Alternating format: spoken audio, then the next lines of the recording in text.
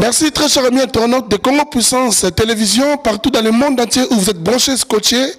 Vous êtes en train de nous suivre partout dans le monde entier. Au Canada, Suisse, Angleterre, Côte d'Ivoire, Abidjan, Sénégal, Mali, Togo. Vous êtes Burkina Faso, vous êtes beaucoup. Au Cameroun, vous êtes nombreux, vous êtes en train de me suivre. C'est Congo Puissance Télévision. Très chers amis, je tiens à vous informer déjà que Kelly Katenda est de retour à Paris. Nous sommes à Paris, Sikoyo. Nous avons des informations sur clair, net, où il y a source. Que la série va commencer dès lors nous sommes à Paris. C'est là où je vais pouvoir m'exprimer. Nous avons des informations nini na monaki na mboka wana na Côte d'Ivoire, nini na constaté, nini na yokaki, nini pe na monaki. Makam na yokaki kuna leke belé bandeko. Yango boyoki mungu na ngeza cassé, bo excusez ngai, bo comprendre que j'ai travaillé, j'ai vraiment beaucoup travaillé comme vous avez constaté. Donc yango na kosenga na bino bozoma boz limbisa pona voir. Na ba ki to solo na bino e belé. Mais je pense que permettre non teto solo parce que tout ça événement en cours. Ngana ebi mingi na batu misu baza koloba. Batu misu ba lingi ba memanga ina distraction. Natika musala oba bengela ki ngai na kinoko sala musala oba bise nga keli ya ko sala musala natika musala wana nakota na distraction pour pas distraire batu. Heureusement, j'étais bien entouré, aussi bien encadré avec l'équipe de professionnels pour la salle musala à l'image de Ferregola qui est un artiste très professionnel. Alors amis internautes, déjà pour commencer, je dirais un grand merci à Ferregola, le padre Jésus de Nyons, de m'avoir fait confiance. Yarosala Moussala Yé, après ça confiance, Kelly Katenda vient travailler et Ngapé Zalaki grand défi que travailler un artiste mounene Yambo Kanabiso, artiste mounene Afrique, Ezaki quand même défi moko, Ezaki facilité parce qu'il faut vendre son image et puis il faut marcher selon son image. Vous savez, Ferregola, c'est un artiste très professionnel, beaucoup plus aimé en Afrique. Donc il a fallu Zaki kilo, Zaki charge. Il y a Moussala, Roussala et Ferregola. Et Ngaï n'a pas merci. Beaucoup plus na gentillesse na courtoisie c'est un artiste très courtois. Na gentillesse surtout, c'est un artiste abordable. Donc vraiment, na musika na pas ça Ferregola, merci et belé. Na confiance, na amour na koyeba ko fondre na batu et puis na koyeba ko valoriser ce qu'on appelle Moussa na biso ya presse. Ferregola, c'est un artiste qui considère la presse.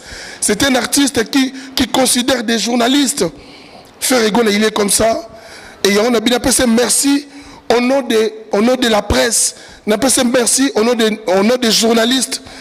Parce que tant que Ferregola a valorisé presse, a valorisé peut-être Ngaï, et Zalineti ko valoriser presse Mobimba. Parce que aussi, il faut rappeler que Nena Kendaki Kuna, nous avons en même temps aussi qu'on représentait la presse congolaise Mobimba. Il y a diaspora, il y a Kinshasa, nous avons représenté Bango à l'image de Ferregola. Donc toute l'équipe de Congo Puissance, nous tenons à vous remercier énormément, infiniment. Ferregola, les padres, ça nous a vraiment beaucoup marqué et ça nous prouve encore une fois de plus ce qu'on attend de vous, que Ferregola, c'est un artiste humble, qui ne parlait pas beaucoup, qui est gentil, qui est courtois, qui est vraiment et totalement différent avec beaucoup des artistes congolais comme nous pouvons les constater nous tous. Merci beaucoup à Ferregola et le padre Jésus de Nias.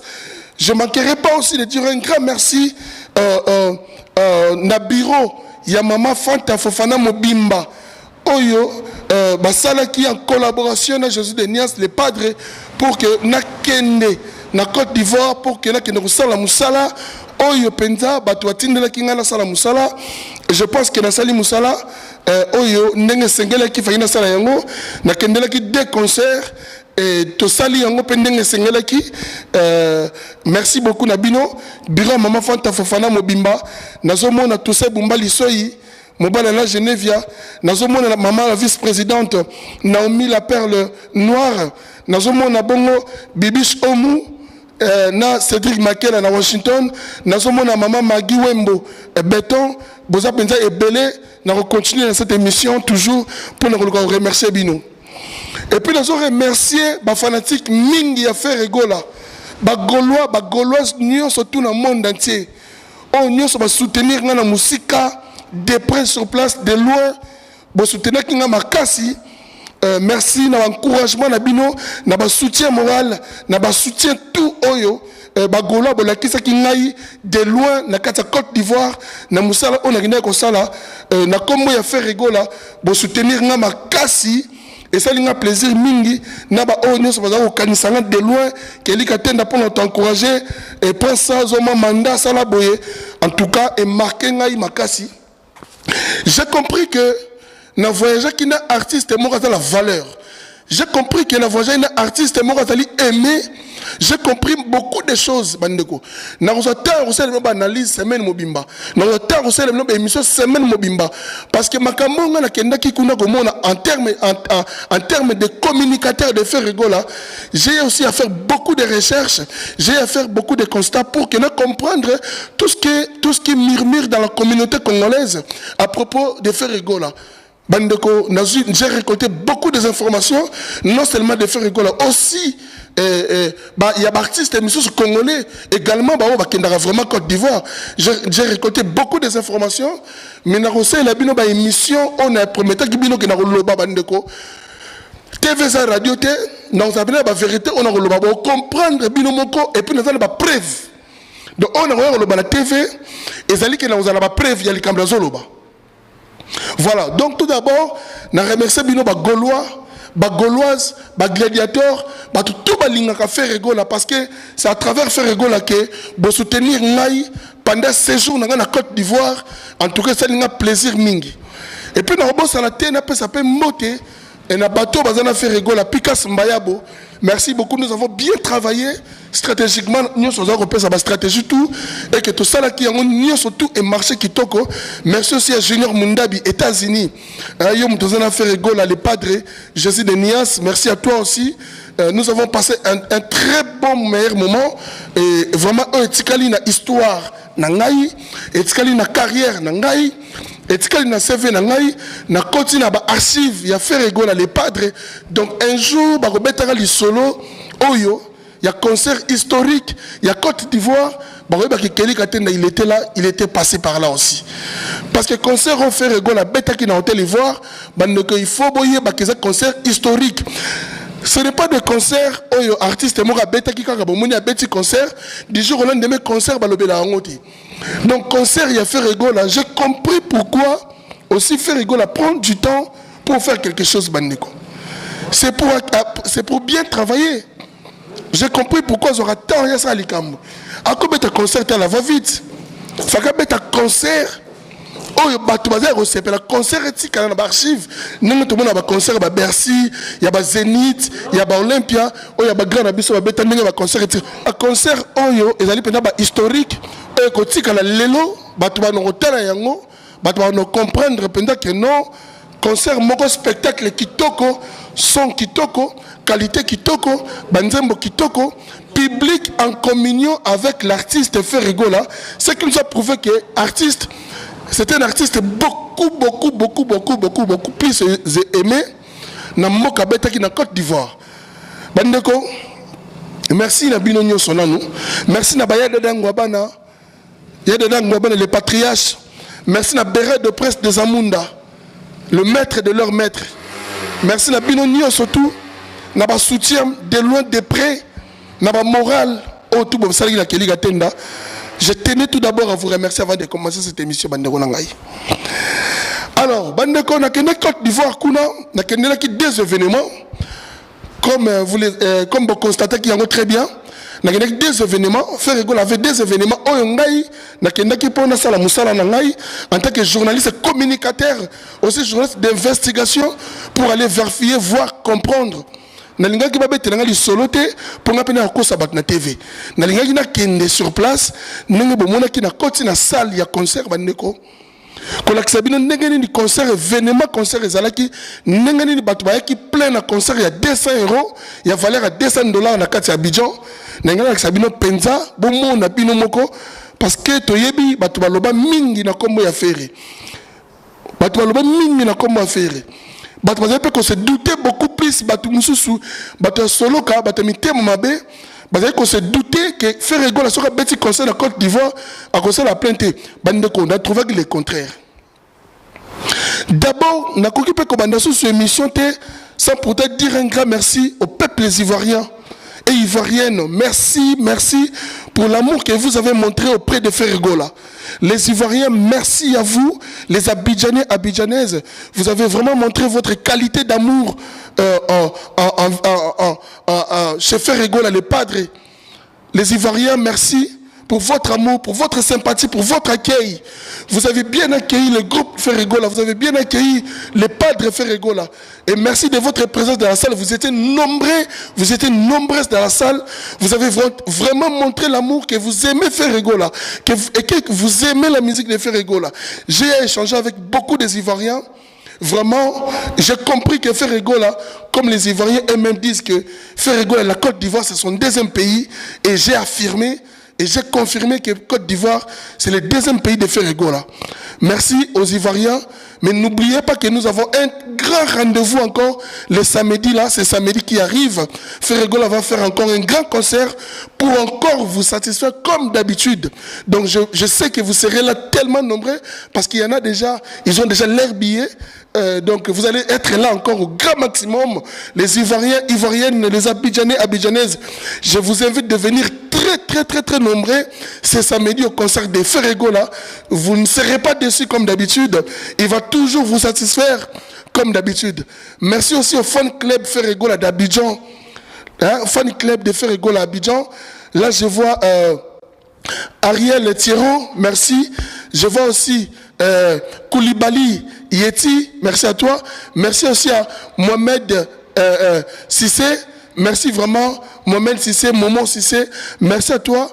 Et sans oublier aussi, je dirais un grand merci aussi à la grande dame en Côte d'Ivoire, Astampink Ladies Abidjan. Un grand merci à cette dame qui est vraiment une dame très accueillante, très gentille. Astampink Ladies Abidjan. Et pourquoi pas aussi à mon vieux Olivier Kamandi. Olivier Kamandi, merci pour tout, grand frère. Merci encore une fois de plus. Et aussi, merci à Zabra Lukusa qui était le caméraman Oyo, à Yaki par délégation à Ferregola pour venir travailler, pour faire des images, faire des reportages. Comme vous avez vu, des qualités des images que Zabra Lukusa, le caméraman VIP, ou à Salegla Kibino. Donc je dis un grand merci à tout le monde. Et puis pourquoi pas aussi un merci également à Jean-Marie Molato qui est un grand journaliste Côte d'Ivoire sur Ivoire TV, Ivoire FM. Jean-Marie Molato, merci mon très cher collègue pour l'accueil, pour tout, pour des stratégies, pour tout ce qu'on a parlé avec toi. Jean-Marie Molato, un grand merci aussi à toi. La liste Moulaï, mais je dois quand même faire ça parce que la première émission, là, il y a retour en France. Il faut bien que je remercie quand même Batou. Donc, na kenela ki deux concerts ya Ferregola ne bomona ki concert ya liboso auto betaki na Sofitel Hôtel Ivoire bomona ki bino moko ndengeni ni public yaki batu ba yaki belé et puis il faut rappeler que concert ezaki ya talo mukete concert ezaki concert VIP concert ya cher bomona ki batu ba yeli banda. De toute façon, et l'on a discuté dans le concert où on est allé. Na c'est là qui bino semi direct pour botter en direct n'engé concert ils allaient qu'on étape par étape. Donc n'a qui n'importe n'engé bat baïna ba billet. Ba là si mutuba jakoti. Pour la que bino très comment on m'a dit si n'importe une invitation té. Batu on fait rigoler inviter une invitation. Na yebi ke ba mettre ba kayoko bazala ki wana. Et ba vient na biso ba Olivier Kamanzi bazala ki. Ba Astampink Ladies bazala ki. Mais si vous avez une invitation, vous avez 10 billets pour un patron, vous avez 10 personnes. Il a fait un grand concert spectaculaire. Concert, on a un thème dans archive. Et Tikali archive, il y a Libella. Concert, on a un Libella. Et puis, il fait rigoler, a mis la barre très haute. oya kozwa risque ya kozonga na sala na kende beta concert bandeko soka a mi préparer ali à tonité acha lokolo te nazo bisa pena ba artiste congolais oyo kaka kozwa sous risque ya kende ko beta concert na hôtel Ivoire soki kaka allié à tonité azo ba risque te wala le conseil na opesa et là pena conseil na opesa parce que ça wana vérité mo bimi na sala wana bandeko sala wana nzoka bakataka na bango yango edindaka ebimaka pe likolo mais subitement na concert ya faire ba fongoli salle et lini epesinga leçon na comprendre mais comme le baki tant que je parle de faire Gola je ne citerai pas le nom d'un artiste parce que je ne suis pas là pour faire la promotion des autres artistes qui ne comprend pas toujours rien. Oh, le loba comme ça la sonne la musique na biso en cette période tout ça la promotion il y a un concert on a fait Gola zanango parce que c'est un artiste qui représente le Congo valablement à l'extérieur. Faire Gola aujourd'hui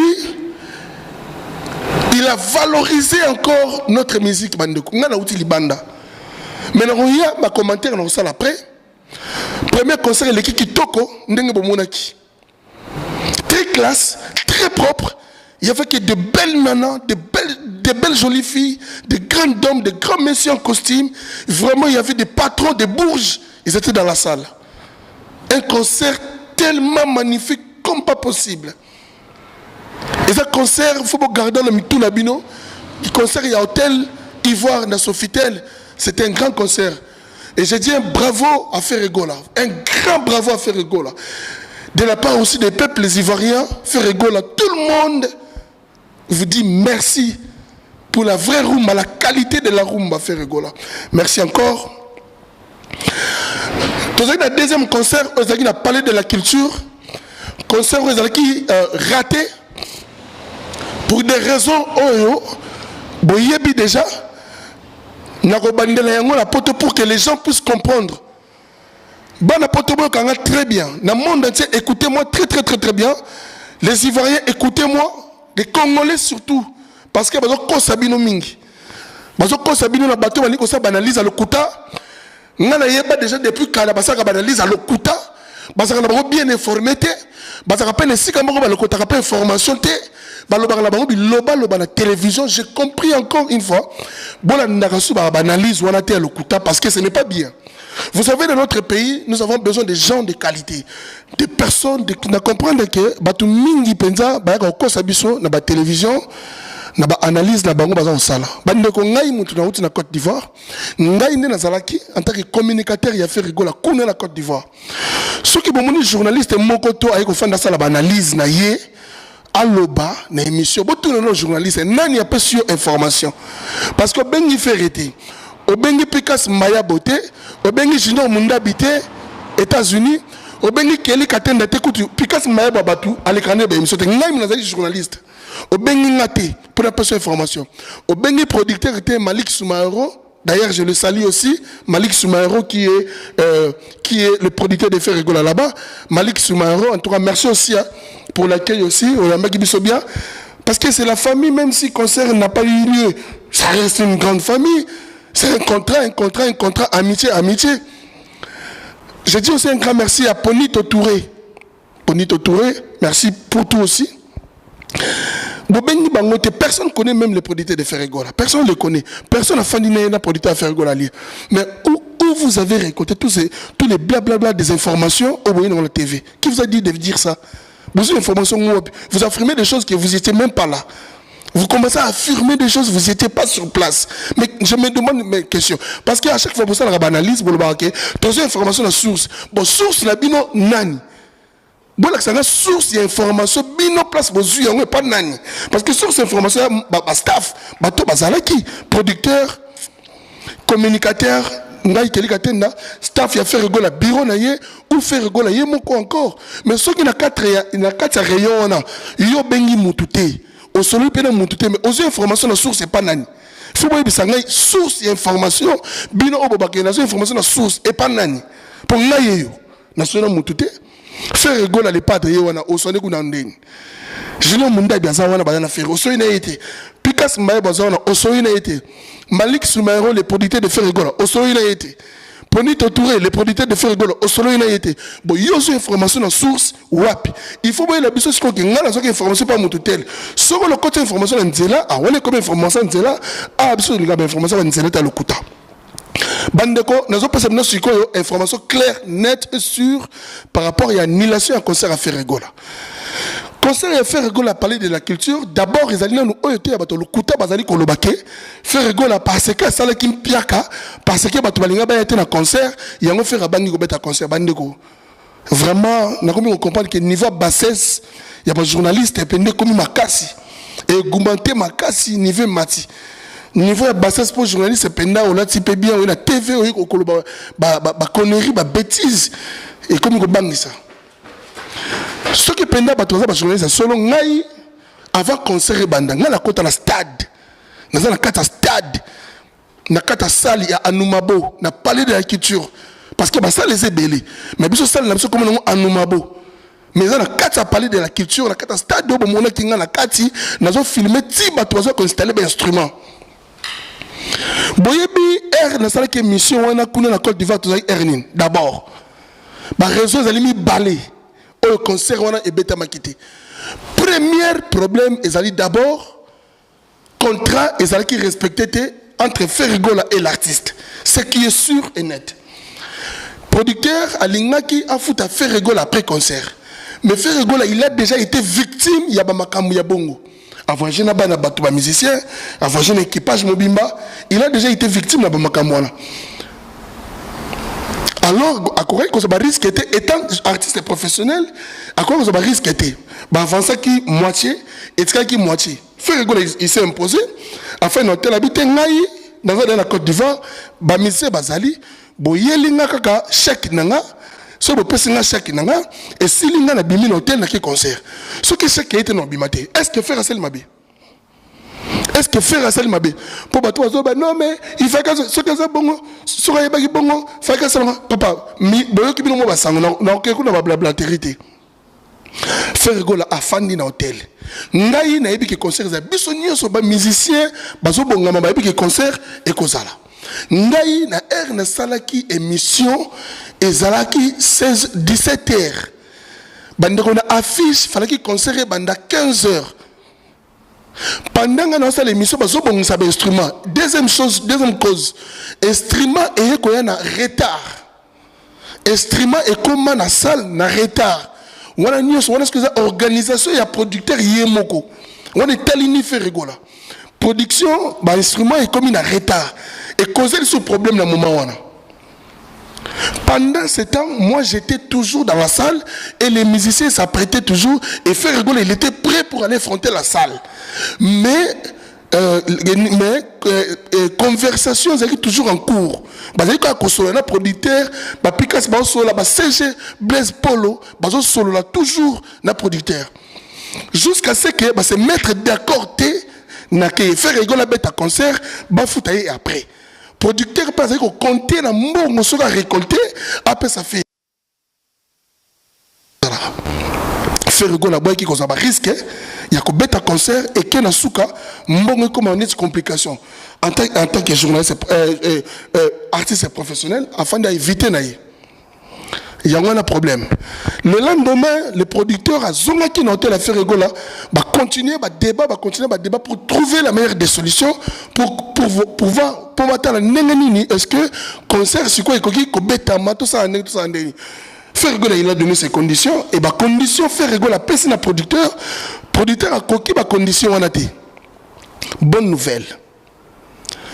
Ferregola est-ce que concert a bêta samedi maison ya munene MTN ezali et ya réseau mobile ya munene kuna na Côte d'Ivoire en Afrique de l'Ouest mobimba MTN. Ah excusez-moi je suis en train de tourner. Ouais désolé.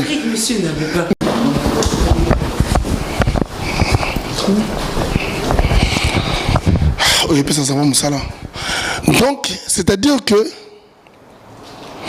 maison ya munene Orange ezali MTN bangonde sikoba ko somba concert ya Ferry basombi concert ya faire concert kobeta ma samedi basombi producteur concert. Pourquoi basombi concert? MTN ba yaki wana bazaki sponsor ya producteur. Vous comprenez le solongo bien. Bazaki ba sponsor ya producteur. Mais MTN comprendre que concert on fait la betaki pour na bango ils ont gagné. Vous savez toujours ndenge biso na Congo pesa ba bralima ba koteka ba Vodacom ba koteka dans sa publicité. MTN comprendre que avec cet artiste, bah teki image d'abord qui toko ya kosakanati. Nde MTN et ko sala sikoyo, bah ko zoa concert en charge. Bah ne connaît cause l'artiste muké. La toute une question. Depuis l'artiste congolais bah bêta na Côte d'Ivoire na, bah ça n'a jamais produit par MTN. Ça va que ça soit bien. Bazala jamais produit par société monene MTN réseau mobile wana jamais artiste moral leka bazoyer artiste soit beta ko beta ka maboka ba producteur mais moment na maison MTN et sa production concert et beta artiste concert en tout cas ba ne beta maboko bo ça ba analyse maman malamu te bozo ka défaut zati. Deuxième chose, la zone où on a parlé de la culture. On a parlé de la culture, on a fait l'émission Libanda, la Moï. On a quitté, on a ticket, il y a ferré. Et on a fait l'émission, on a quitté, on a gang, à ferré. Bah, image au binobo que Zowana, bozolo la faire à Salimpiaka. Bon, mon équipe musicien faire et moi on a podium à la balance. Est-ce que mon équipe musicien? Parce que avant de comprendre que faire à Salimpiaka, mais faut pas mon attendre. Est-ce que mon équipe marque à la guitare? Bon mon qui balance ya faire bon ça que faire abana qui balance faire ayete on a tout comprendre est-ce que bon qui ba musicien faire na podium musicien ta mon côté zala qui na podium musicien ta mon côté zala qui na balance concert et bandate concert et logo pe zala kité bazo ranger ko dans instrument ba musicien ba na hôtel na bango ba musicien ba na hôtel na bango ngana yaki pour un journaliste na yaki pour na bandana musala ya investigation ko la ko présenter bino salle mounene ya salle. Mais après, vous savez, comme il y a toujours l'hierarchie, la négociation entre le producteur et l'artiste, on gagne dans un niveau on a été. On est maçon on est talingaté, on a niveau on a été. On a été dans la mouille de tongo. On a cahier de charges, on a programme, on a été dans la tongo, on a zabot au quai de la salle, on a filmé. Mais les solos, il y a producteur, na artiste. Et comme on a matué, on a causé là-bas informé ngai.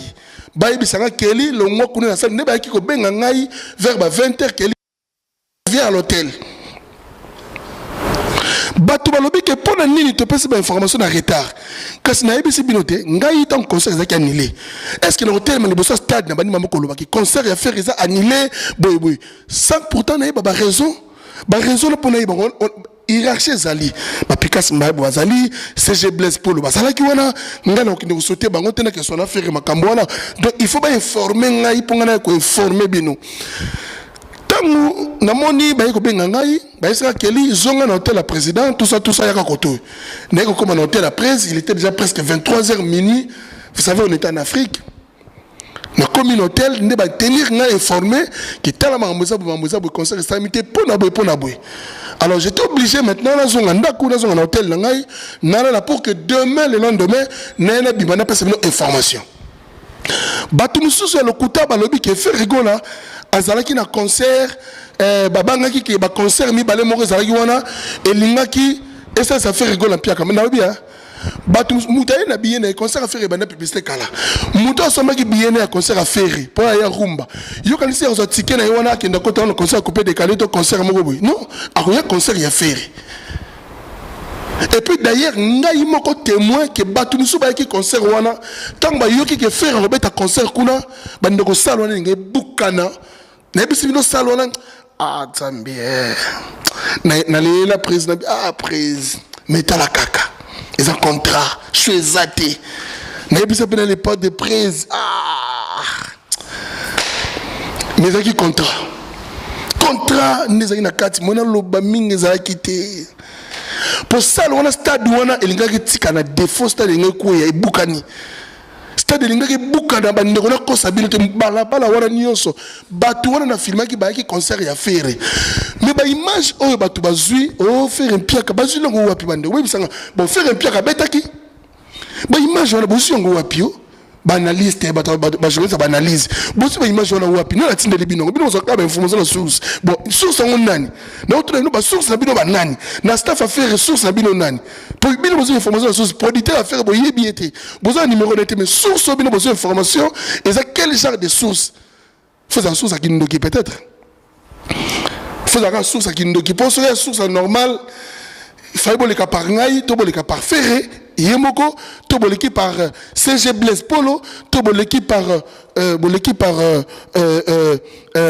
Picasso Mbayabo, l'équipe par Junior Mundabi, l'équipe par Nani pour bien besoin information la source. C'est ça les problèmes. Il y a un des autres Moussabissou. Il y a un des autres une fois de plus que besoin y a le couta la TV comme pas possible. Deuxième chose, on va assurer Bino Bandeko. Ferregola, c'est un dieu en Côte d'Ivoire. C'est un dieu de la rumba en Côte d'Ivoire.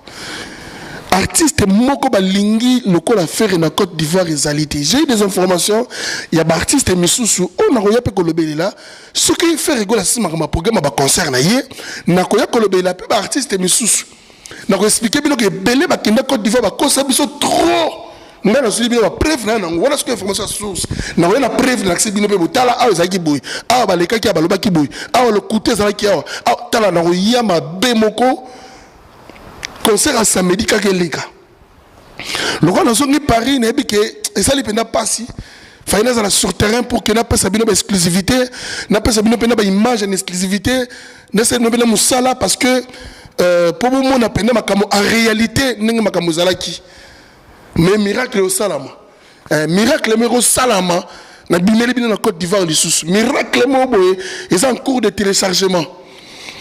Pourquoi tu vas retourner avec question quel est le concert samedi oui décision ya concert oyo ngai na tika ki yango en cours de téléchargement to fandi na Picasso Mbayabo to fandi biso nyoso ba Blaise Polo tozo solo la sikoyo aliso nene wana producteur azo négocier kaka après MTN temps va ko kota na contact ba ko proposer les solo comme tous les téléchargements mais on n'était pas sûr que Togobet est sur ce concert.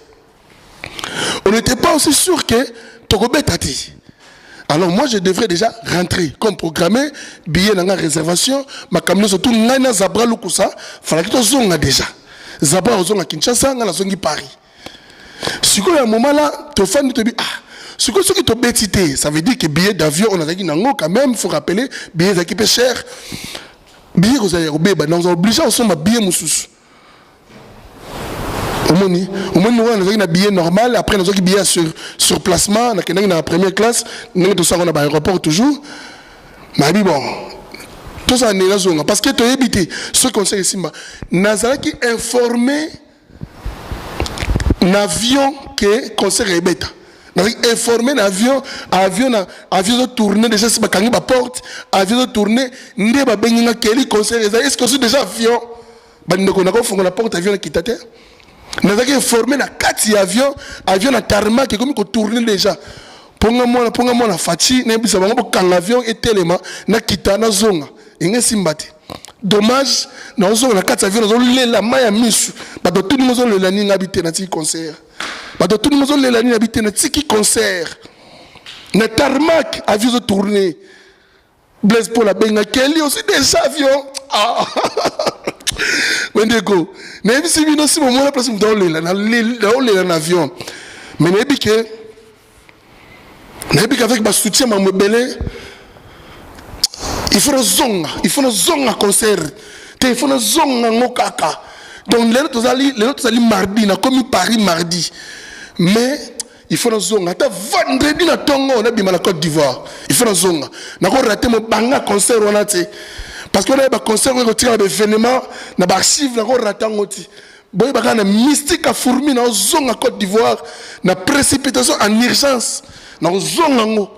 Pour me qu'il y ait des gens qui ont les padres ont battu belé dans le monde entier, battu la puissance est belé. Il y a des mystiques à fourmi dans la zone à Côte d'Ivoire pour nous passer des informations sûres. Je remercie Bino Mingi Penza. Bon, on a battu le côté de Bako Sabino, Moutouba Sabino T, fait ratical au yana salle pas de la culture. D'ailleurs, on a un débat, on a pété, tout le monde d'abord, on a un concert, on a un concert devoir à domicile. Congolais, qui nous mettra un concert, on a descendu dans la Côte d'Ivoire.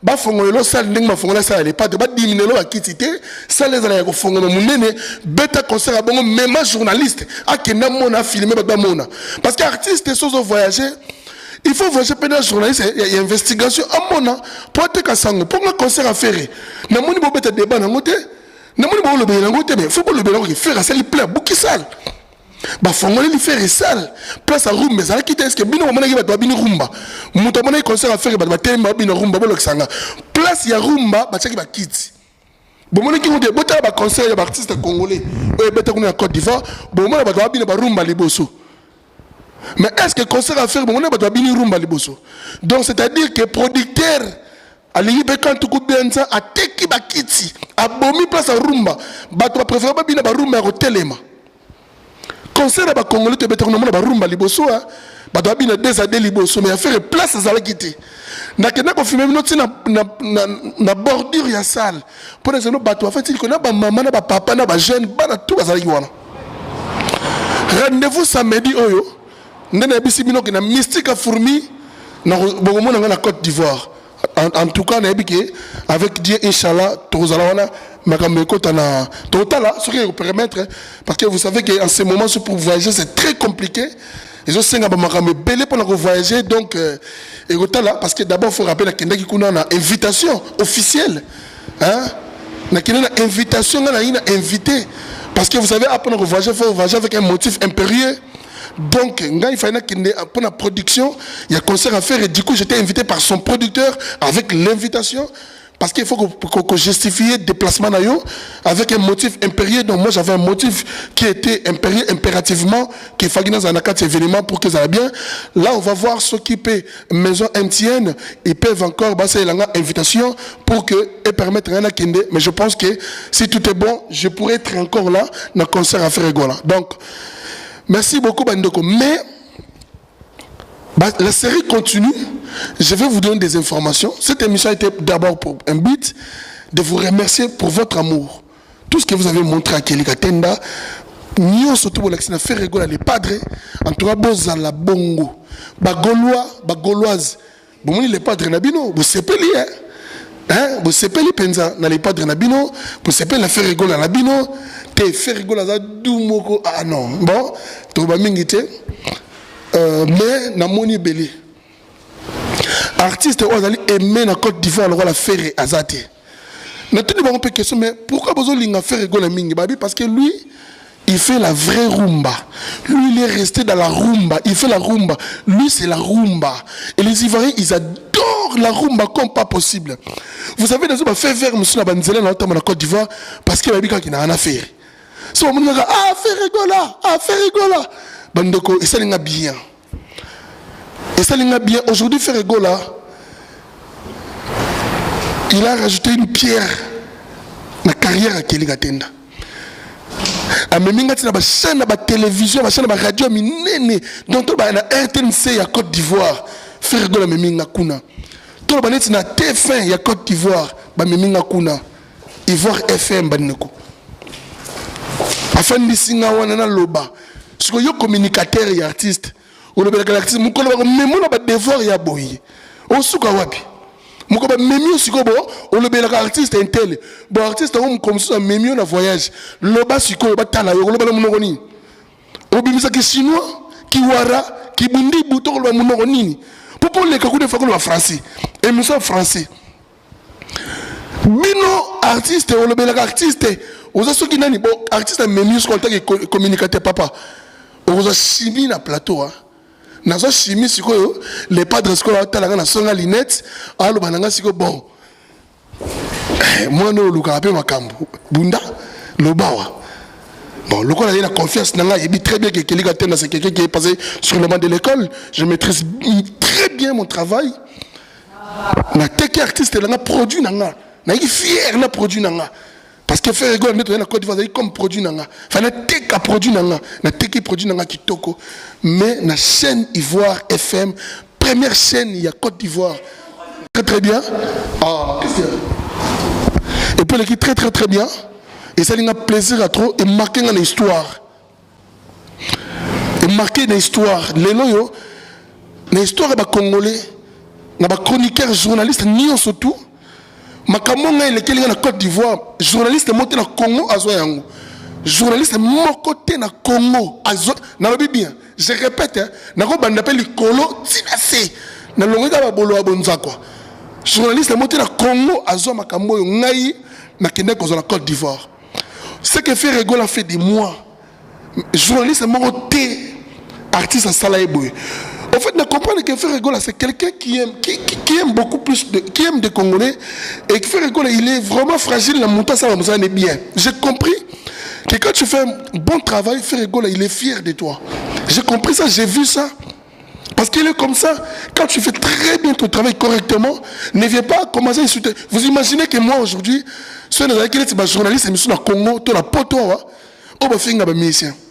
Frère Rigol, attends, mon angandé. Raison pour laquelle na pesi bino conseil, raison pour laquelle l'artiste obolobelaka batambolaka binoté parce que vous avez une sale image, vous avez une très sale image, ya bebisa ye mais atina bino ka bofinga ma repesa bino confiance na chance te pour d'abord zape moni faut zape na mutema malamu faire rigoler na mutema malamu, un cœur bien sacré, un cœur moko bien purifié, muto alingaka baninga bazwa ba vie l'artiste obolobelaka et belé ba yapi poto na bassiste ba musicien auti ki ça est poto à monata leader place à raté parce que l'artiste à la base a yebi que besoin la sale image donc côté mon na bino besoin salir rien les choses encore de plus besoin baxer même s'il est encore salé mais vous rajoutez encore la saleté.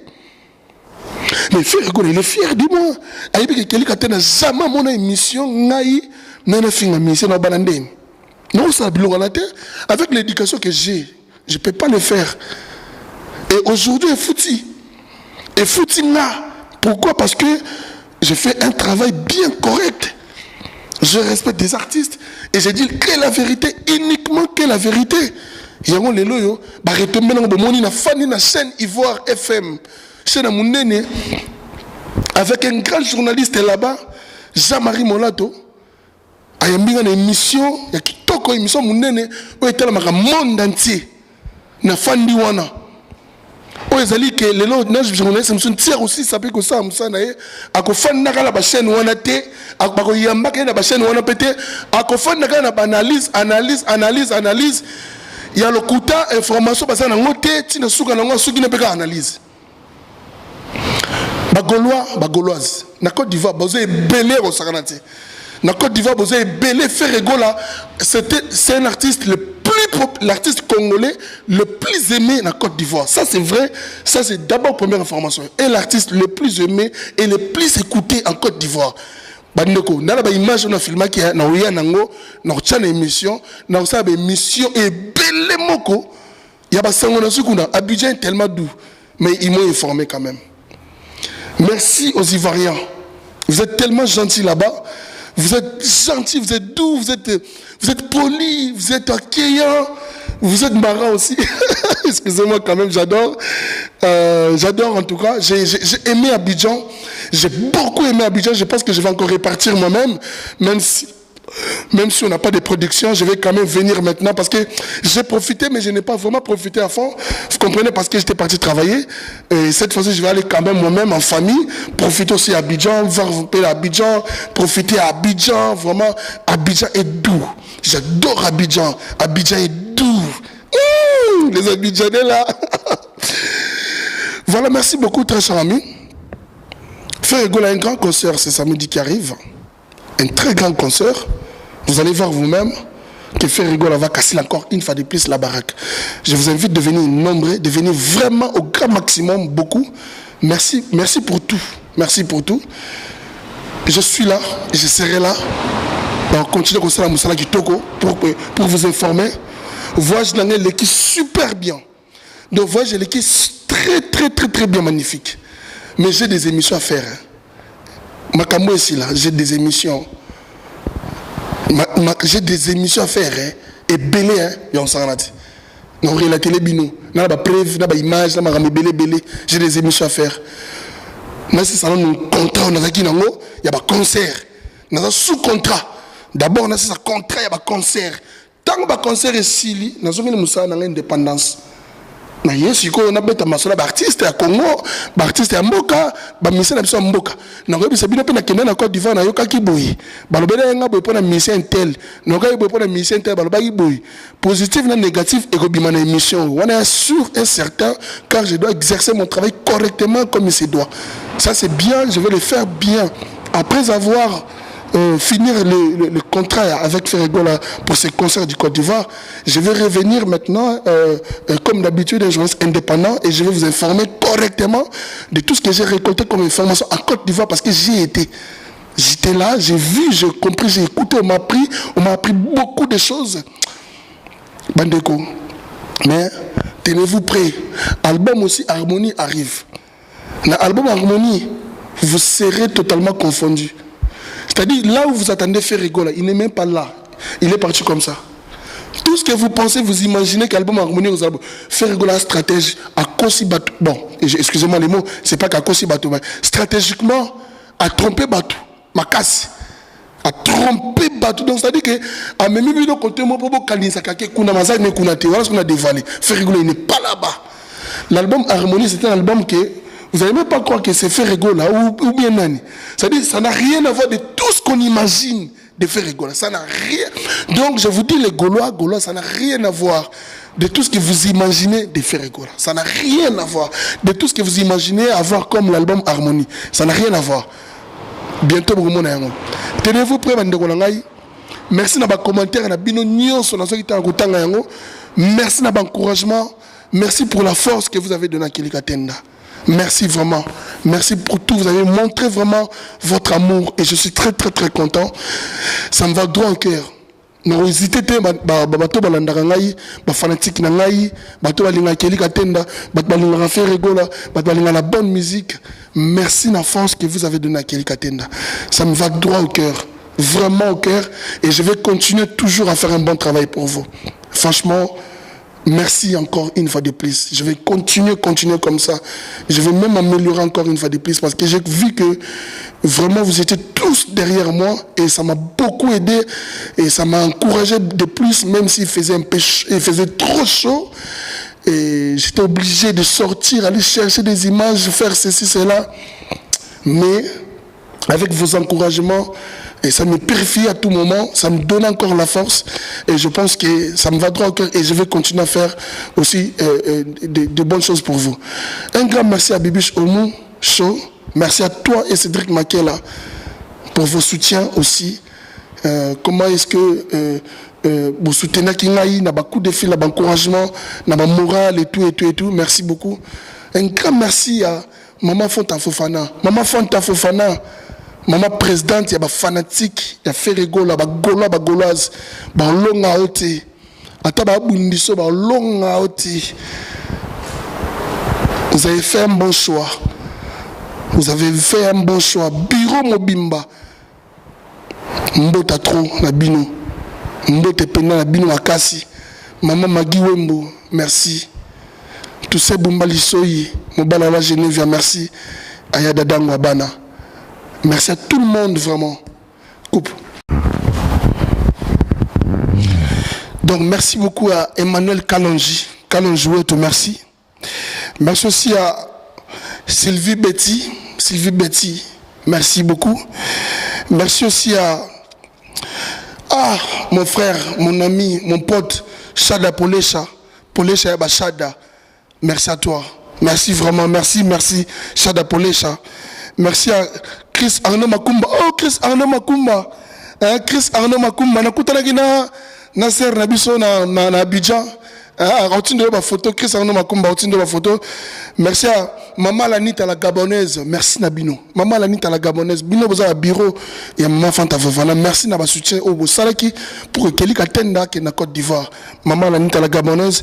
Merci à Hélène Tsana. Hélène Tsana, merci. Merci à MJ300. Merci beaucoup. Merci à Cédric Makela, l'homme fort. Cédric Makela, l'homme fort. Toujours en coulisses. Merci à toi, Cédric Makela. Mobali Abatia. Bibiche Omocho. Nakatia Washington, merci Nabino Nyonso. Donc je tenais vraiment à vous remercier à 100%. Donc vous êtes vraiment beaucoup. Et puis sans oublier, dans le bureau proche, il y a le padre Ferregola à Onapoto. Il y a dedans Guabana, les patriarches, Béra de Prince des Amunda, vous êtes belé au Bolinga Keli Katenda. En tout cas, vous soutenez de loin, de près, à tout moment. Merci Nabino Nyonso. D'ici là, portez-vous bien. On est ensemble sur Congo Puissance. Zabalo Kousa, Batala Mapata. Donc merci Nabino. N'oubliez pas, très cher ami internaute, vous qui aimez Keli Katenda, vous qui aimez Keli Katenda partout dans le monde, n'oubliez pas de vous abonner au grand maximum sur notre chaîne Congo Puissance TV. Abonnez-vous maximum à Congo Puissance TV pour avoir plus d'informations, plus de news.